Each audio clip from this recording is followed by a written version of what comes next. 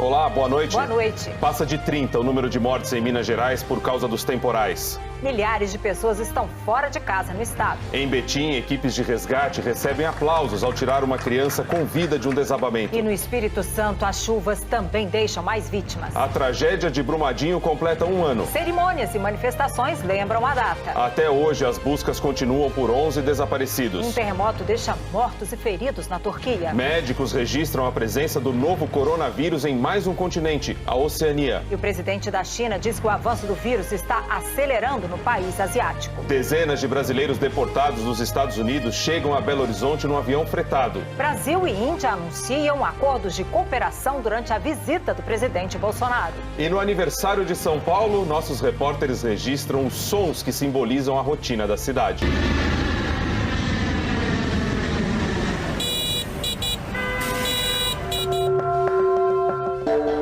A partir de agora, no Jornal Nacional.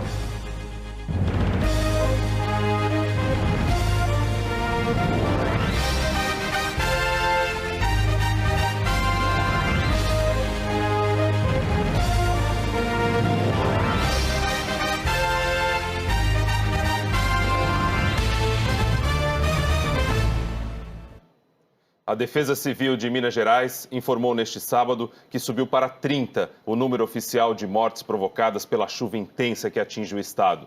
E esse número deve subir com a descoberta de novas vítimas agora à noite. O solo encharcado aumenta o risco de novos deslizamentos de terra.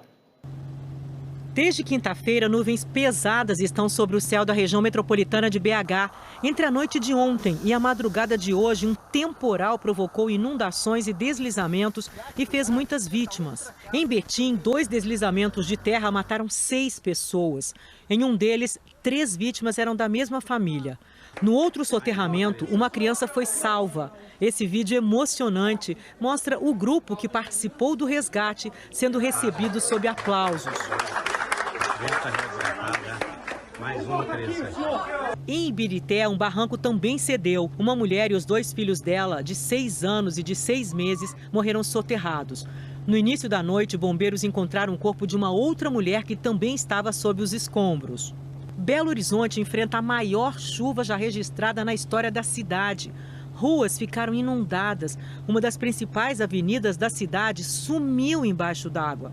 Carros foram levados pela correnteza. Puxei, meu carro tá boiando, senhor. Meu carro, velho. Na região sul, uma barragem de água transbordou e inundou uma avenida.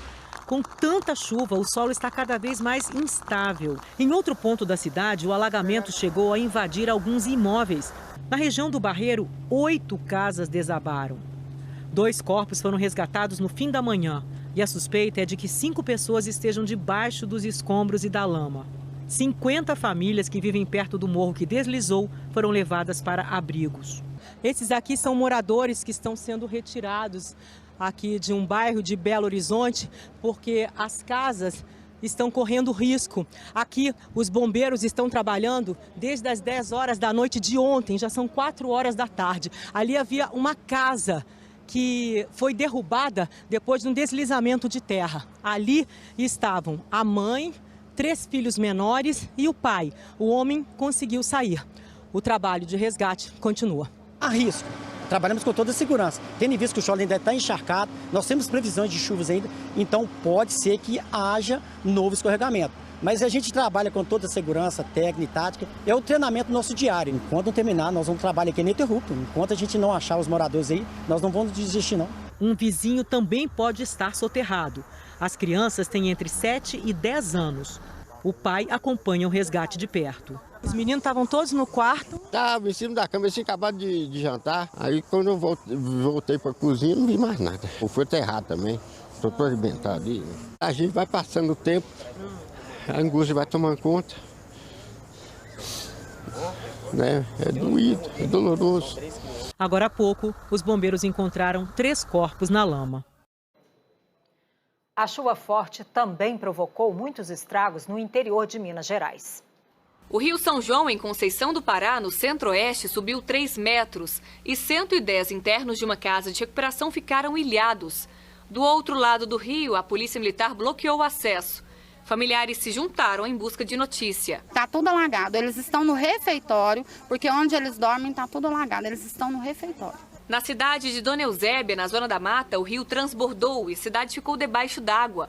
Em Carangola, os moradores só conseguiam sair de barco.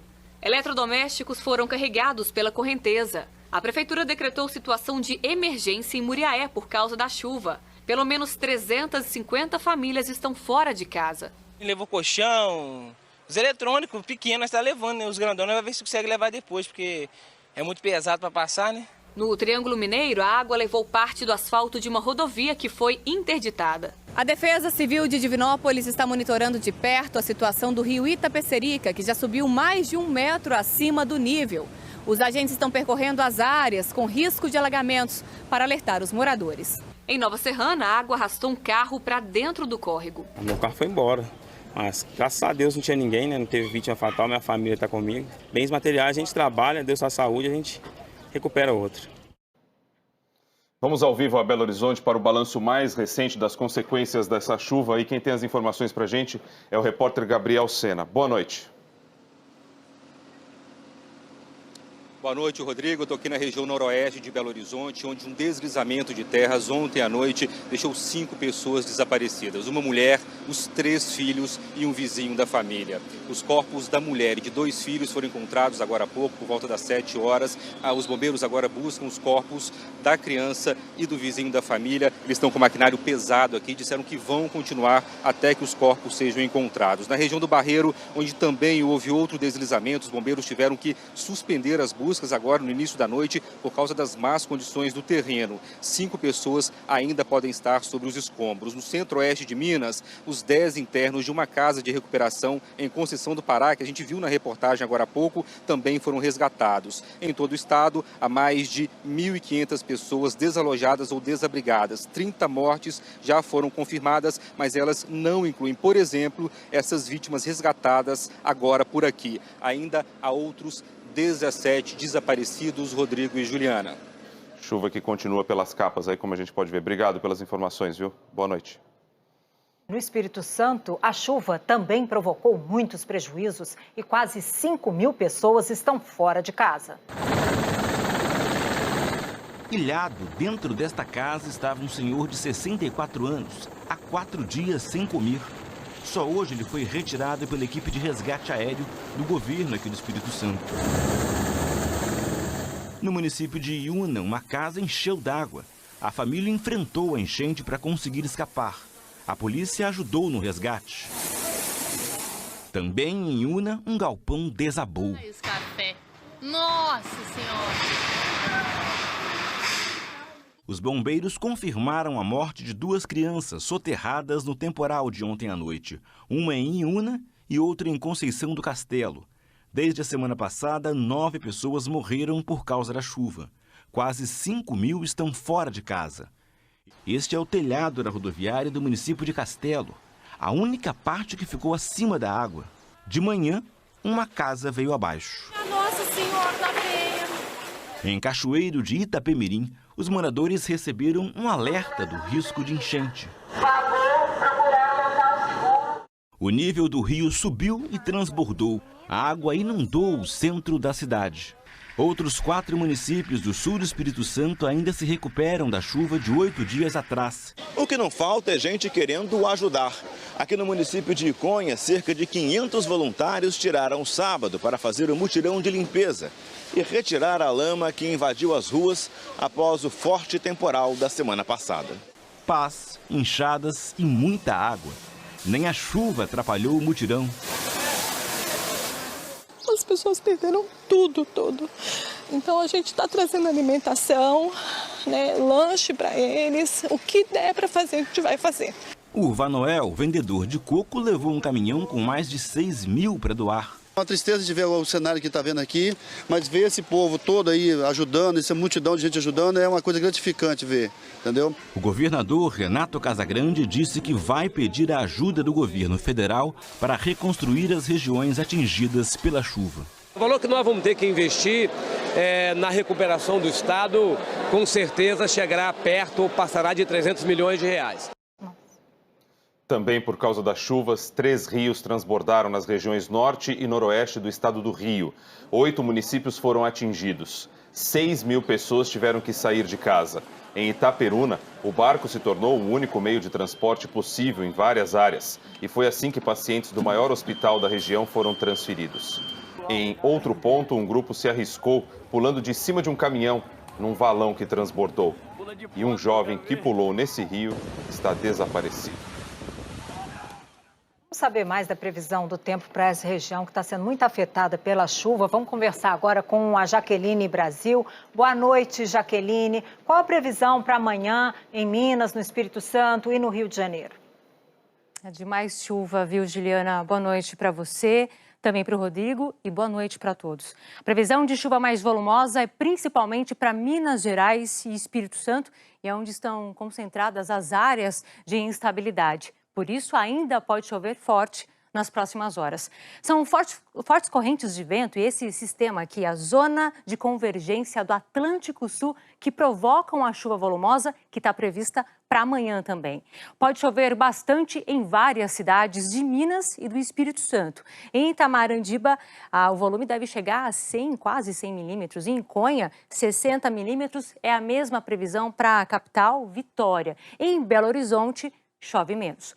Só que como está chovendo há vários dias, o solo está bem encharcado e o nível dos rios está elevado. Então o risco de alagamentos e deslizamentos é muito alto, especialmente nas áreas em vermelho e em laranja. No Rio de Janeiro pode chover forte no norte do estado. Na região serrana a chuva deve ser isolada. Já na cidade do Rio, o domingo vai ser sol, viu? Com máxima de 33 graus, mesma condição aqui para a capital paulista com 30. Tem previsão de chuva só em parte do interior do estado e também na Serra da Mantiqueira. Agora, Jaqueline, você deu um quadro detalhado da região sudeste e nas outras regiões. Como é que vai ficar a situação? Previsão de chuva para quase todo o país, viu, Juliana? No centro-oeste, o risco de temporal é para parte de Mato Grosso e também em Goiás. Pode chover em quase todo o norte e a chuva aperta mais no Tocantins. E no Nordeste vai ser aquele chove e para. Na Bahia e em quase todo o litoral. Já no Sul, o tempo fica firme em boa parte da região e vai fazer calor. Em Porto Alegre, máxima de 34, a mesma de Campo Grande. Em Salvador, 32. Em Manaus também. E em Boa Vista, esquenta mais. 35 graus. Na semana que vem, a previsão é de chuva para todo o país. Em algumas regiões, voltam as características do verão. Sol, calor e umidade. E as pancadas isoladas à tarde. Em Minas e no Espírito Santo, ainda deve chover forte, só que em menor quantidade. Mas o risco de alagamento em algumas regiões ainda continua. Até porque, mesmo chovendo menos, ou até parando de chover, como acumulou muita água nas nascentes, o nível dos rios ainda demora para baixar e o risco de transbordamento continua para algumas cidades, até para as mais distantes da cabeceiras, viu? A gente vai continuar monitorando. Bom domingo para vocês, Juliana, Rodrigo. Obrigada, Jaqueline. Um terremoto matou 22 pessoas na Turquia. O tremor de 6,8 graus atingiu províncias do leste do país. 1.200 moradores ficaram feridos. As equipes de resgate buscam mais de 20 desaparecidos. O inverno na Turquia prejudica a situação dos milhares de desabrigados. A temperatura nas cidades atingidas chegou a 8 graus negativos. O presidente Jair Bolsonaro está na Índia em viagem oficial. Hoje ele assinou 15 acordos de cooperação. Bolsonaro também falou sobre brasileiros que foram deportados dos Estados Unidos. Quem acompanha a viagem do presidente à Índia é o repórter Nilson Clava. O primeiro compromisso oficial de Jair Bolsonaro em Nova Delhi foi um encontro com o ministro dos Negócios Estrangeiros da Índia, seguido de uma recepção no Palácio Presidencial. Bolsonaro participou da oferenda floral no memorial de Mahatma Gandhi, líder do processo de independência da Índia. As homenagens deram lugar aos negócios na reunião com o primeiro-ministro Narendra Modi. Em seu discurso, o primeiro-ministro Modi disse que Brasil e Índia são duas grandes democracias e países em desenvolvimento. E falou de uma parceria estratégica. Disse que os dois governos têm ideologia, e valores próximos. Bolsonaro e Modi fecharam 15 acordos e memorandos que vão desde a facilitação de investimento até a cooperação em bioenergia. O Brasil quer estimular o uso de etanol pela Índia, uma forma de reduzir a produção de açúcar indiano. O país é grande exportador, o que afeta o preço do produto no mercado internacional. O etanol, realmente, essa tecnologia nossa, vindo para cá, eles querem isso aí, acaba nos favorecendo também, né? Porque daí se produz menos açúcar aqui, apesar de uma quantidade não muito grande, mas ajuda a equilibrar o mercado e é um sinal de aproximação com a Índia muito forte. O Brasil questiona na Organização Mundial do Comércio os subsídios que a Índia dá aos seus produtores de açúcar. Bolsonaro disse que o primeiro-ministro pediu para que o governo brasileiro retire o questionamento. É um tema sensível para a Índia, a ponto de agricultores terem criticado a escolha de Bolsonaro como convidado de honra do Dia da República. Brasil e Índia querem dobrar o fluxo comercial entre os dois países, considerado baixo, de 7 bilhões de dólares para 15 bilhões de dólares em 2022. A promessa de isentar os indianos de visto não foi oficializada, mas Bolsonaro reafirmou o compromisso na conversa com Modi.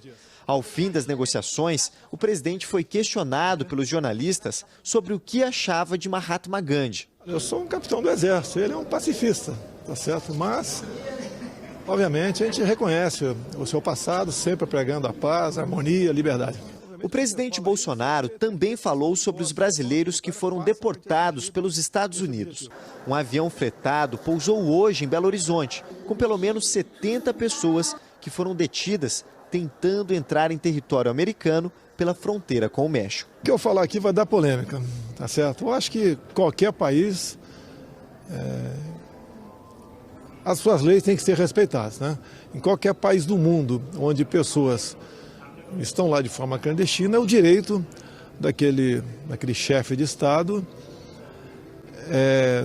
usando da lei, né, devolver esses nacionais. Eu lamento, né, que os brasileiros foram buscar novas oportunidades lá fora e voltam para cá deportados. Lamento, mas é a política que nós temos que respeitar a soberania de outros países. A Advocacia Geral da União recorreu hoje ao Tribunal Regional Federal da Terceira Região contra a decisão da Justiça de São Paulo que suspendeu a divulgação do resultado do SISU. Não há prazo para a decisão, mas a AGU pediu urgência. A ação foi movida pela Defensoria Pública da União. A suspensão do resultado vale até que o governo federal comprove que o erro na correção das provas do Enem foi totalmente solucionado. O governo tem afirmado que todas as notas foram revistas e que não há possibilidade de equívocos. A orientação do Ministério da Educação é para que os estudantes façam as inscrições normalmente no SISU. O prazo termina amanhã. Até agora, os estudantes realizaram mais de 3.200.000 inscrições. O corpo do ex-presidente da Câmara dos Deputados, Ibsen Pinheiro, foi cremado hoje em Porto Alegre. Ele morreu ontem à noite, aos 84 anos, depois de sofrer uma parada cardiorrespiratória. Ibsen Pinheiro estava internado na Santa Casa de Porto Alegre. Filiado ao MDB, foi deputado federal por 4 legislaturas. Participou da Assembleia Nacional Constituinte e presidiu a Câmara durante o processo de impeachment de Fernando Collor. Além de político, Ibsen Pinheiro era jornalista e advogado. No futebol, foi presidente do Inter. O governador do Rio Grande do Sul, Eduardo Leite, do PSDB, decretou luta oficial de 3 dias no estado. A seguir, o novo coronavírus chega a mais um continente. Um ano depois da tragédia, bombeiros ainda procuram 11 vítimas em Brumadinho.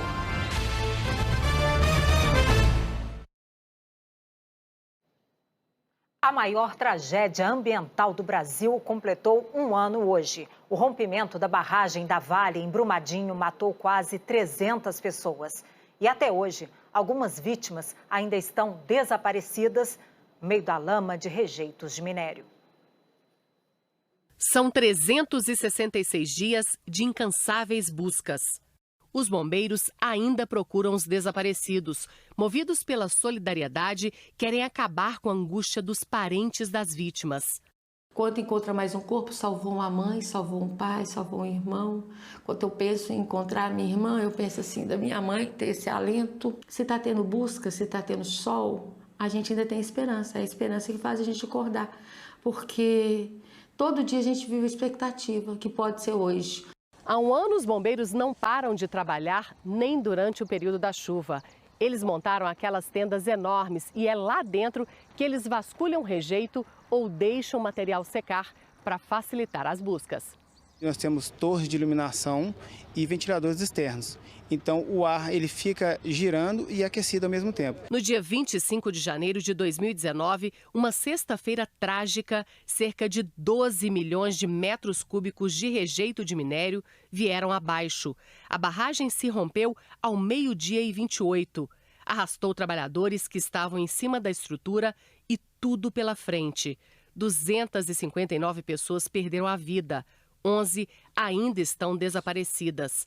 A captação de água do rio Paraopeba, que abastecia parte da região metropolitana de Belo Horizonte, foi suspensa depois que ele foi atingido. A lama cobriu quase 300 hectares de Mata Atlântica e matou cerca de 4.000 animais. Produtores rurais perderam plantações e ainda não retomaram as atividades. Hoje, agricultor perdeu a identidade para mim, aqui em Brumadinho. Eu não vejo um local em Brumadinho onde a gente possa começar novamente de agricultura. Quem mora em Brumadinho e nas outras cidades, a 1 quilômetro da calha do rio Paraopeba, recebe auxílio emergencial.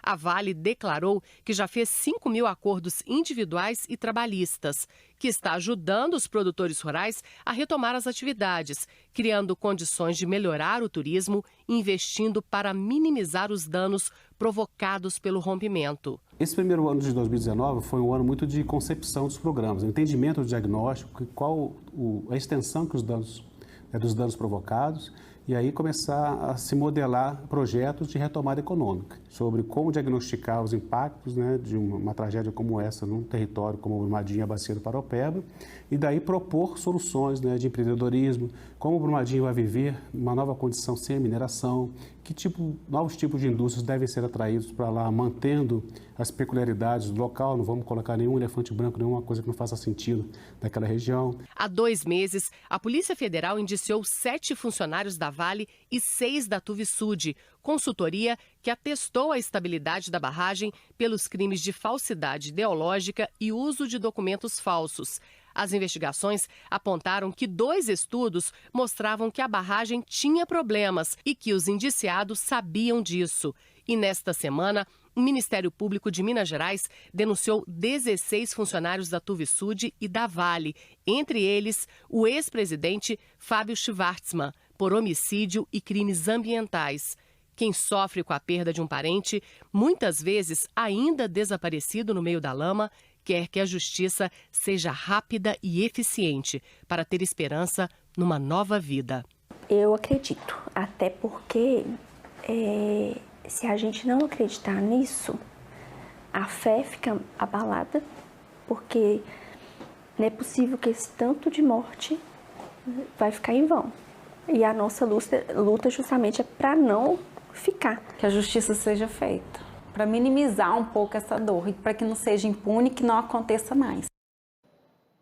A defesa de Fábio Schwartzman tem afirmado que as investigações ainda não terminaram e que a denúncia é injusta porque desconsidera os documentos apresentados às autoridades. Segundo a defesa, esses documentos demonstram que a presidência da Vale não recebeu qualquer comunicado sobre problemas em Brumadinho. Parentes e amigos das vítimas prestaram homenagens hoje em Brumadinho e na capital paulista. Na base dos bombeiros, o dia começou com homenagens para as vítimas da tragédia e também para quem trabalha nas buscas e nas investigações. Um memorial para lembrar as vítimas vai ser construído no Córrego do Feijão. Esse tipo de fato é inadmissível e que sirva de lição para sempre, porque um fato desse tem de servir para algo. Em discurso oficial no Vaticano, o Papa Francisco pediu orações para as vítimas. Solidariedade às famílias das vítimas. Em São Paulo, parentes e amigos de vítimas se reuniram na Avenida Paulista e prestaram homenagem. Meio-dia e 28, o grupo sentou na calçada e uma sirene tocou, simbolizando a sirene de alerta que não soou quando a barragem da Vale se rompeu. A homenagem não é só para os meus filhos, aqui é a homenagem para todas as vítimas, para todos os familiares, que eles tenham força, que eles sintam o amor dos seus filhos, que esse amor transborde para todos aqui. No mesmo horário, em Brumadinho, balões vermelhos marcaram um ano da tragédia. As homenagens continuaram durante a tarde no Santuário de Nossa Senhora do Rosário, em Brumadinho. Parentes e amigos das vítimas procuram, na fé, alívio para uma dor que parece não ter fim. Há muito que se fazer, muito se diz que está se fazendo, mas é uma gota d'água no oceano dos sofrimentos das pessoas e das urgentes mudanças que nós precisamos operar. Na celebração, pessoas mostravam fotografias das vítimas. A religiosidade ajuda Andresa a ter força para seguir a vida. O filho dela, de 26 anos, morreu. Na camisa, versos que são pura saudade. Bruno, você foi homem. O seu exemplo ficou. Ficou sobre a mesa, seu diploma de doutor. Bruno, descanse em paz nos braços do meu Senhor. Subiu para 42 o número de mortes provocadas pelo novo coronavírus na China. A doença já se espalhou para 4 continentes. Num pronunciamento oficial, o presidente chinês disse que a situação no país é grave. Um país em estado de alerta. Num pronunciamento oficial, o presidente chinês afirmou que o novo coronavírus está se espalhando de forma acelerada. A situação é grave, resumiu Xi Jinping. O Festival de Gala, organizado pelo governo chinês para comemorar o Ano Novo Lunar e transmitido para todo o país pela televisão estatal, homenageou os profissionais de saúde que estão empenhados em combater o novo coronavírus. Um médico que contraiu o vírus tratando de pacientes em Wuhan morreu na manhã deste sábado. As celebrações pela chegada do Ano do Rato pelo horóscopo chinês foram canceladas em várias cidades do país. No exterior, bairros de maioria chinesa, como este, na região metropolitana de Tóquio, mantiveram a tradição. Esse é um dos pontos altos da celebração. Pessoas vestidas de dragão recolhem um envelope com dinheiro, uma doação dos comerciantes. A festa continua, mas a gente sente que mais esvaziada, porque nos anos anteriores a gente mal conseguia andar por essa rua. Essa comerciante diz que havia muitos japoneses, mas que ela sentiu falta dos turistas chineses esse ano. Vieram em menor quantidade e quase todos usavam máscaras. O movimento se concentrou durante o desfile dos dragões, mas logo as ruas e templos ficaram vazios, sem sinal das longas filas que duravam o dia inteiro. O Japão é um dos 13 locais fora da China continental a registrar casos do novo vírus. Hoje, o terceiro foi confirmado em Tóquio. A doença já se espalhou por 4 continentes. Neste sábado, mais casos confirmados, na Malásia e na Austrália. Em Hong Kong, onde há 5 pessoas doentes, o governo decretou emergência e estendeu as férias escolares até o dia 17 de fevereiro. A França foi o primeiro país na Europa a confirmar casos do novo coronavírus. Já são 3 casos notificados, 2 deles em Paris. Na China, o número de infectados passa de 1.300. A Associação de Agências de Viagem da China anunciou que vai suspender a partir de segunda-feira as viagens turísticas para o exterior na tentativa de conter a epidemia da doença. A cidade proibida em Pequim fez jus ao nome. Ninguém entra para visitar uma das maiores atrações da capital. A prefeitura decidiu interromper, a partir deste domingo, as viagens de ônibus para outras províncias chinesas. Enquanto isso, Wuhan, epicentro da epidemia, segue isolada, assim como outras 15 cidades chinesas. A partir desse domingo, apenas veículos com autorização especial poderão circular pelo centro. Nos Estados Unidos, a imprensa divulgou que a Casa Branca estuda mandar um avião para retirar diplomatas e cidadãos americanos que moram na região onde o vírus começou a se espalhar. Sobre esse assunto, eu converso com o Jorge Pontual, em Nova York. Boa noite, Pontual. Mas para isso é preciso autorização do governo chinês, né? Exato. Boa noite, Bocardi, boa noite, Juliana, e a todos. A informação é do jornal The Wall Street Journal e ainda não foi confirmada. O governo americano estaria providenciando um voo para retirar de Wuhan os diplomatas do consulado dos Estados Unidos na cidade, assim como cidadãos americanos e diplomatas de outros países. Mas só há lugar, segundo o jornal, para 230 passageiros. Há mais de 1.000 americanos vivendo em Wuhan, onde muitas empresas multinacionais têm escritórios. O governo chinês já teria autorizado esse voo. O aeroporto da cidade está fechado há 2 dias. Wuhan está totalmente isolada do resto da China. Aqui nos Estados Unidos surgiu um segundo caso, uma mulher em Chicago, que chegou da China há 2 semanas. O primeiro paciente, um jovem que também veio da China, foi localizado em Seattle. Os 2 estão hospitalizados em isolamento e se recuperam bem, segundo as autoridades. E o governo canadense acaba de informar que também está investigando um caso em Toronto. A gente segue monitorando. Eu queria aproveitar, pontual, falar contigo sobre o processo de impeachment do presidente Donald Trump. Mesmo sendo um fim de semana, foi um dia importante no Congresso americano. É sim, hoje começou a segunda fase, a defesa do presidente. Os advogados de Donald Trump falaram aos senadores durante 3 horas. Disseram que não há nenhuma prova de que ele tenha feito algo errado. Os advogados acusaram os deputados que apresentaram o caso durante a semana de esconder depoimentos que inocentam Trump. A Câmara aprovou o impeachment do presidente por abuso de poder e obstrução do Congresso. Ele teria usado o cargo em benefício próprio, pressionando o governo da Ucrânia a anunciar uma investigação por corrupção contra um possível adversário de Trump na eleição deste ano, o ex-vice-presidente Joe Biden.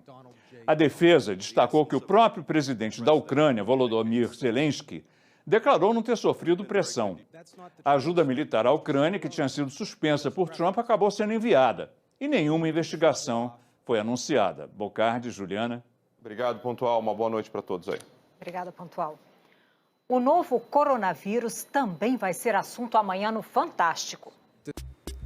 Como é viver na cidade que é o epicentro da doença que deixou o mundo em alerta? Um brasileiro manda relatos diretamente da metrópole chinesa que foi isolada por causa do surto de gripe. Está tudo fechado, pouco movimento na rua. Brigas no trânsito que terminam em morte. Nossos repórteres mapearam 39 casos no Brasil só no ano passado. Para mim, foi um pedaço de mim que se foi, né? Por que cenas absurdas assim se repetem? É o tema da nossa reportagem especial. Denúncia. O Ministério Público Federal acusa um presidente de sindicato de estar por trás de ações violentas contra trabalhadores de uma das refinarias mais importantes do Brasil. A orientação sexual de um participante do BBB está dando o que falar. Ele é assexual. Você sabe o que é isso? E a nova série do Fantástico é muita coincidência. Aquelas histórias que você ouve e pensa, impossível. Não, impossível, não pode ter acontecido. Tipo, os mesmos números serem sorteados 2 vezes seguidas numa loteria. Isso já aconteceu. Tem explicação e a gente vai mostrar. É surpreendente, é fantástico. É amanhã, é depois do Faustão. Você vai ver. A seguir, a suspensão por doping da judoca Rafaela Silva, que pode ficar fora da Olimpíada. E no aniversário da maior cidade do país, os sons que simbolizam a rotina de São Paulo.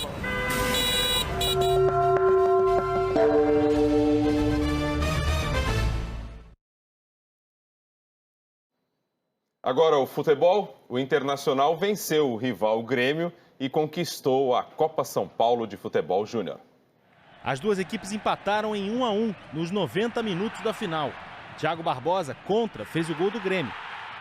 E Guilherme Pato igualou o placar para o Internacional. Nos pênaltis, o Inter venceu por 3-1 e se tornou campeão da Copinha pela 5ª vez. Vamos agora aos gols de hoje nos campeonatos estaduais. O Atlético recebeu o Londrina pelo Campeonato Paranaense. Léo Gomes aproveitou o escanteio e fez o primeiro do jogo para o Atlético. Na bola lançada para frente, cruzando o campo, a zaga afastou mal e Marcelinho empatou para o Londrina. Breno recebeu na direita, avançou e botou o Atlético na frente de novo. Pedrinho chutou de fora da área e aumentou a vantagem. Em mais um escanteio, Danilo Boza cabeceou para o meio e já fez o último do jogo. Atlético Paranaense 4, Londrina 1. No Campeonato Carioca, Flamengo e Volta Redonda no Maracanã. Os visitantes saíram na frente. Gol de João Carlos depois do escanteio. Mas o Flamengo reagiu. João Lucas empatou. E Rodrigo Muniz virou. O Volta Redonda conseguiu igualar com Saulo Mineiro. Só que o Flamengo fez mais um. Bill chutou colocado e fechou o placar. Flamengo 3, Volta Redonda 2. Vasco e Boa Vista se enfrentaram em Cariacica, no Espírito Santo. Germán Cano, de cabeça, deu a vitória para o Vasco, 1-0. Na Copa do Nordeste, o CSA recebeu o Sport e perdeu. Leandro Bárcia fez o gol do jogo, Sport 1-0. Também pela Copa do Nordeste, Santa Cruz e Bahia ficaram no 0-0, mesmo placar de Vitória e Fortaleza. A Federação Internacional de Judô suspendeu por 2 anos a judoca Rafaela Silva, medalha de ouro nas Olimpíadas do Rio, em 2016. Isso significa que, se a decisão for mantida, ela pode ficar fora dos Jogos de Tóquio daqui a 6 meses. Rafaela Silva foi pega num exame antidoping realizado em agosto do ano passado durante os Jogos Pan-Americanos de Lima, no Peru. Ela perdeu a medalha de ouro conquistada na competição. A substância proibida encontrada foi o fenoterol, que pode ser usada para tratamentos de doenças respiratórias, como a asma, mas também para melhorar o desempenho de um atleta. Na época, a judoca alegou que a contaminação poderia ter acontecido a partir do contato dela com um bebê que fazia uso de medicação contra a asma. Eu tenho essa mania de dar o nariz para o bebezinho chupar. Conforme ela vai chupando o meu nariz, eu vou inalando o que ela está mandando para o meu corpo. Mas a Federação Internacional de Judô considerou que o uso da substância não foi acidental e suspendeu a brasileira por 2 anos. Rafaela Silva vai entrar com recurso no CAS, a Corte Arbitral do Esporte, que é a última instância do direito desportivo mundial. Agora, a judoca tem uma nova defesa para o caso. Rafaela trocou de advogado, que pediu à Federação Internacional a cópia integral do processo. Ele terá 21 dias para estabelecer a nova linha de defesa. Isso normalmente dura 6 meses, mas eu considero que, tendo em vista a necessidade, a premência dos Jogos Olímpicos, isso deva ser antecipado para que o julgamento não seja um empecilho à participação da Rafaela nos Jogos de Tóquio. Rafaela se manifestou através de uma nota. Ela disse que não vai se pronunciar ou fornecer detalhes sobre o caso até a decisão final da Corte Arbitral do Esporte na Suíça. Também falou que confia plenamente na comprovação de que a substância fenoterol entrou acidentalmente no organismo e que não foi utilizada para fins de performance esportiva. A judoca, que venceu na vida derrubando adversárias, agora vai precisar apostar na corrida, contra o tempo. A meta da Rafaela e a meta da defesa, e eu não entraria no caso se eu não acreditasse na inocência dela, é contar com ela nos Jogos de Tóquio. O tenista brasileiro João Souza, o Feijão, foi proibido permanentemente de participar de eventos profissionais de tênis. Ele é acusado de manipulação de resultados. O atleta foi punido pelo Comitê de Investigação de Corrupção no Tênis. Ele estava suspenso desde abril de 2019 e vai ter que pagar uma multa de mais de R$800 mil. O tenista vai tentar um recurso na Corte Arbitral do Esporte para derrubar a decisão. Amanhã, o Esporte Espetacular traz uma investigação sobre manipulação de resultados dentro do futebol. Olá, boa noite. Boa noite. Uma investigação exclusiva e inédita. Você vai ver em detalhes como funciona um esquema de manipulação de resultados no futebol brasileiro. Dependendo do gesto lá da arquibancada, é a hora de tomar o gol. As conversas, os acordos, as ameaças. Ele amedrontou os jogadores, mostrando que ele tinha um posse de arma e que, se a gente ganhasse a próxima partida, a gente teria problemas. Tudo para beneficiar apostadores. Há 25 anos, o melhor jogador do mundo desembarcava no Brasil. Relembramos a volta de Romário ao Flamengo. E uma entrevista exclusiva com Mbappé, o jogador mais caro do planeta. O Esporte Espetacular é amanhã, depois do Alto Esporte. A gente se vê. E outra atração do Esporte Espetacular é a etapa de Florianópolis do Circuito Brasileiro de Skate. Se o cenário é urbano, o skate se faz presente. Qualquer banco de praça vira obstáculo. E assim, o skate se integra às grandes cidades. Mas não só como esporte. O skate, ele sempre foi isso. Ele sempre foi essa união entre a rua, entre as pessoas que são da arte, da música. que fazem pela cultura. A partir desse ano, essa expressão cultural será também um esporte olímpico. Eu acho que essa nossa cultura, skate, com toda essa questão de rua, um esporte bem urbano, vai mudar a identidade da Olimpíadas, né? Vai mudar aquela... Olimpíadas, era muito careta, vai agregar para todo mundo, para todos os esportes, vai ter uma visibilidade maior para todos, eu acho. No Brasil, as pistas públicas são maioria, o que ajuda a fazer o skate ser ainda mais democrático. Essa aqui, por exemplo, é a chamada Pista da Costeira, nome daquele bairro ali atrás, aqui em Florianópolis. Não é à toa que essa cidade costuma receber a primeira etapa do Campeonato Brasileiro de Skate Park. Esse lugar que mistura natureza, cidade e skate é a casa de Pedro Barros. A idolatria dos mais novos é uma dica. Ali no meio está o principal skatista do país, 6 vezes campeão mundial na modalidade parque. Uma das medalhas do Brasil nas Olimpíadas do Japão pode ser dele. E por que não, da pista da Costeira também. Eu tenho um propósito meu que é contribuir de algum jeito para que esse lugar se mantenha com essa essência, se mantenha com tudo que ele me trouxe de mais valioso na minha vida. Até 12 skatistas brasileiros podem se classificar para as Olimpíadas, divididos entre as modalidades parque e street. Em Tóquio, a maior cidade do mundo, eles vão representar a cultura das ruas do Brasil. São Paulo está em festa hoje. A cidade completa 466 anos. Teve bolo no mercado municipal, além do tradicional do bairro do Bexiga. No centro da cidade, Elba Ramalho e o grupo Bexiga 70 levaram uma multidão para um carnaval antecipado. No Largo São Bento, a atração foi Carol Conká e Rashid. O balé da cidade de São Paulo se apresentou com músicos tocando pendurados em cabos de aço. Mais tarde, foi a vez do Skank e as atrações vão até o fim da noite. E a cidade de São Paulo, como todos sabem, é conhecida pela diversidade, né, Rodrigo? E essa característica vibrante também é percebida nos diferentes sons que a cidade produz e que o Rodrigo ouve diariamente, mas que a gente vai ver e ouvir agora na reportagem do Alan Severiano. O som menos querido da partida na cidade que não perde tempo, que ecoa o valor do trabalho, que não sossega nem na hora das canções de ninar.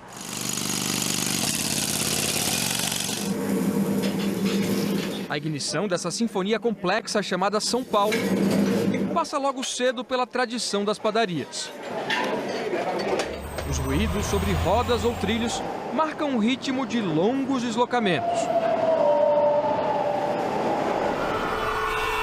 Entre as filas que dão fama, a trilha sonora de um exército que batalha e se arrisca para dar conta da urgência das entregas. O que significa isso aí? Sai da frente! Muita gente acha que São Paulo é a cidade da buzina, mas entre os motoristas não é bem assim. Comparando com moradores de outras cidades grandes, o paulistano até que buzina pouco. E por um motivo simples. Numa cidade com frota de mais de 8 milhões de veículos, evitar esse som aqui é uma questão de saúde mental. Porque incomoda quem está ao redor e eu acho que não vai adiantar em nada. Quem escapa do trânsito também faz barulho. Dona Arlete é vizinha das Turbinas. Nascida ao lado do aeroporto de Congonhas, ela vive aqui há 81 anos e ainda não se acostumou.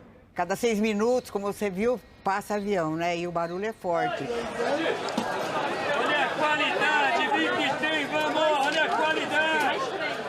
Também tem aquele burburinho que todo paulistano quer ter, nem tão perto, nem tão longe de casa. 5 reais, caixa, 5 reais. Tem barulho, é sinal que tem preço bom, então é a hora de vir. E a cidade tem suas surpresas. Um pedaço do mundo rural. Aquele gostinho de bairro do século passado, com a gaita do amolador de faca. No estacionamento, onde sobra asfalto, bastou uma árvore para a natureza recuperar sua voz. Terra, grama, árvore, passarinho, amigos. É disso que me faz feliz. A arte que brota em cada canto é o maior respiro dessa terra que premia talentos. Um grito de orgulho pela cultura. A pátria amada idolatrada, aqui o descaso reina e não pega nada mais. Ele nasceu Henrique Ferreira da Silva, mas desde 2018 é Mano Rick. O jovem de 22 anos abraçou o rap para expressar a parte menos ouvida da cidade. Desigualdade, injustiça e muitas outras coisas que me incomodam e eu preciso colocar para fora também. No mundo de sons cada vez mais particulares, tem quem queira compartilhar o silêncio. Alberto é frequentador assíduo dessa biblioteca, no meio de um parque. Eu classifico isso aqui como um oásis dentro da cidade, assim, é impressionante. No templo budista, sinos de diferentes tamanhos são usados nas cerimônias. Mas é esse que veio do Japão, que ecoa por parte de São Paulo. Gon é a palavra em japonês Go-on, significa assim, dádivas, benevolências, que nós recebemos, né, no nosso dia a dia, e uma grande alegria a gente poder estar aqui, né? Uma alegria que se multiplica em vários cantos, para quem se dispõe a ouvir a música que toca na cidade.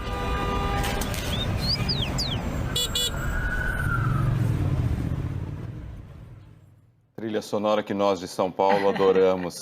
E segunda-feira estarei lá acordando com aquele despertador do início da reportagem para poder... cedo, né? Um pouquinho mais cedo, mas para poder ouvir a música inteira durante todo o dia. Parabéns, São Paulo. O Jornal Nacional fica por aqui. Uma boa noite. Boa noite. Aproveite o seu domingo.